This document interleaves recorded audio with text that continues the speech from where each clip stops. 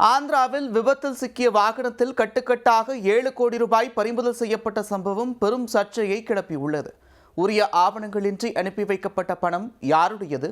Lorry டிரைவரின் திடுக்கிடும் வாக்குமூலம் என்ன? விபத்தில் சிக்கிய லாரியில் 7 பணப்பெட்டிகளில் இருந்து சுமார் 7 கோடி ரூபாய் வரை பறிமுதல் செய்யப்பட்டுள்ளது. சர்ச்சைக்குள்ளான சம்பவத்தில் லாரி டிரைவரை கைது செய்து போலீசார் நடத்திய விசாரணையில் தெரிய வந்தது என்ன?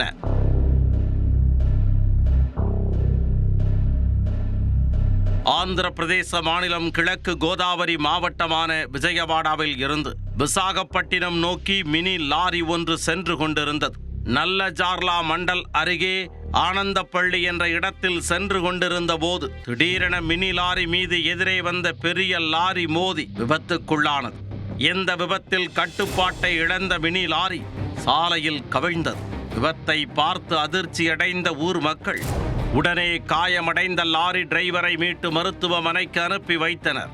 அப்போது மினி லாரியில் இருந்த 7 பெரிய பெட்டிகளில் கட்டுக்கட்டாக பணம் இருந்தன.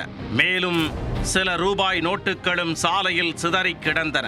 இதனால் சந்தேகமடைந்த ஊர் மக்கள் உடனே போலீசாருக்கு தகவல் கொடுத்தனர்.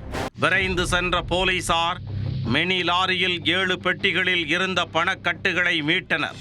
அவற்றில் இருந்த மொத்த பணத்தையும் கணக்கிட்ட போது 7 கோடி ரூபாய் இருப்பது தெரிய வந்தது.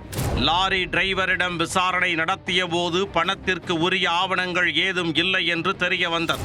எனவே 7 கோடி ரூபாயையும் பறிமுதல் செய்த போலீசார் லாரி டிரைவரை கைது செய்து அவரிடம் விசாரணை மேற்கொண்டுள்ளனர். ஆந்திர மாநிலத்தில் 25 மக்களவை தொகுதிகளுடன் சட்டமன்ற தேர்தலும் நடைபெற இருக்கிறது. இந்த நிலையில் விபத்தில் சிக்கிய மினி லாரியில் 7 கோடி ரூபாய் பணம் பறிமுதல் செய்யப்பட்டிருப்பது ஆந்திராவில் பெரும் அதிர்ச்சியை ஏற்படுத்தி உள்ளது.